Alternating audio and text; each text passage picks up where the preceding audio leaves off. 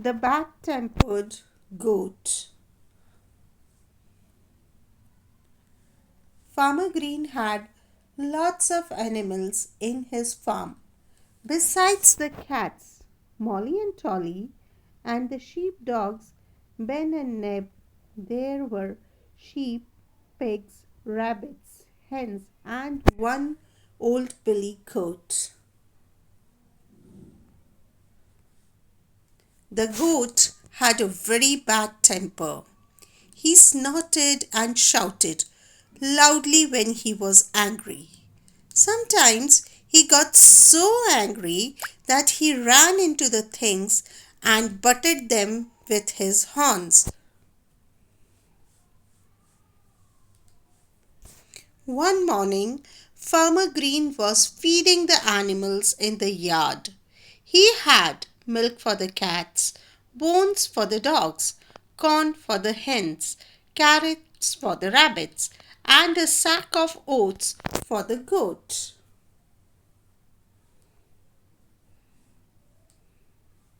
"Good morning," called Farmer Green as he tipped the sack into the bucket in Goat's shed.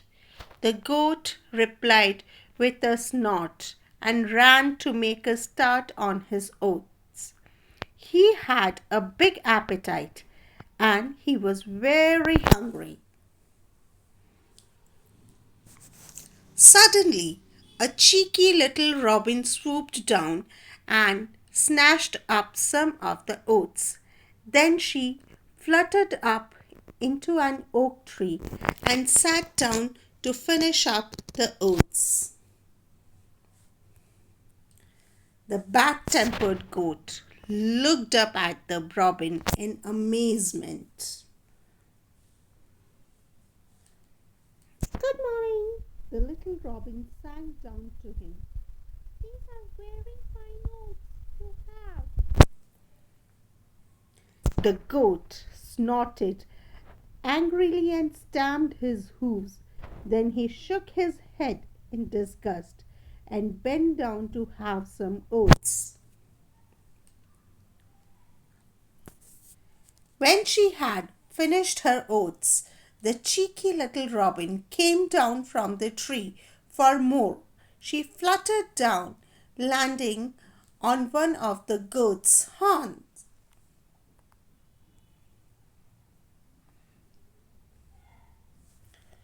This was too much for the bad-tempered goat, who got extremely angry. He ran up and down alongside the wall, snorting and stamping his hooves. Then he stopped and looked up, expecting to see that the robin had gone.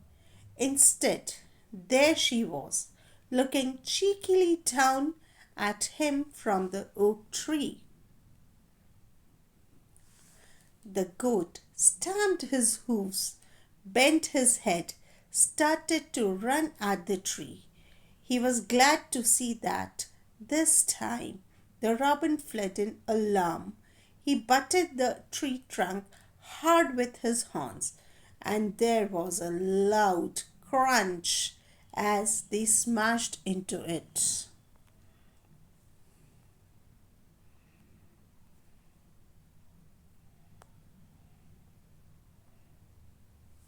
The tree groaned and shook, and then with a snap, crack, crash, it came tumbling down on the top of the goat, who found himself trapped under it. "Help! Help!" he cried. "Help! This is heavy! Get me out!" Farmer Green came running to see what all noise was about. On seeing that the goat was struck, he rushed to help, but the tree was too heavy for him to lift up by himself.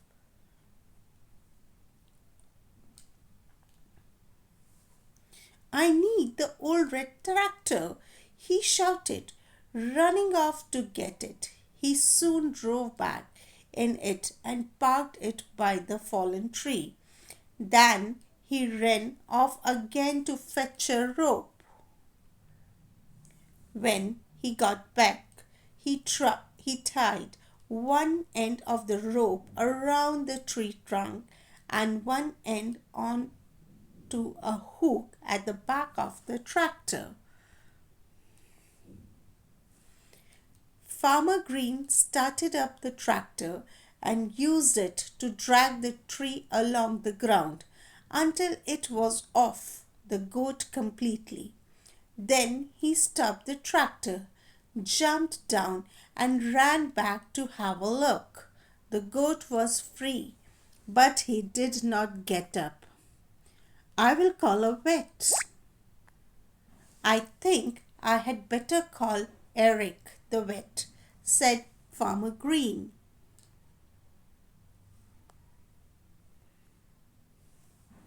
When Eric arrived, he felt the goat's legs and ribs up and down. Then he and Farmer Green helped the goat to stand up. "There, there, keep still." The goat was feeling a bit silly, and he waited while Eric checked him one more time without stamping, snorting, or shouting. "The goat has been very lucky," explained Eric. "He is a bit stunned, but he will be fine in a little while. Perhaps this will stop him being so bad-tempered next time," he added, patting the goat on the head.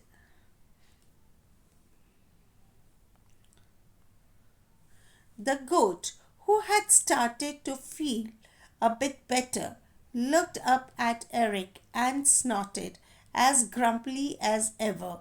Eric looked at the Farmer Green and broke into a grin. "Ha ha ha!"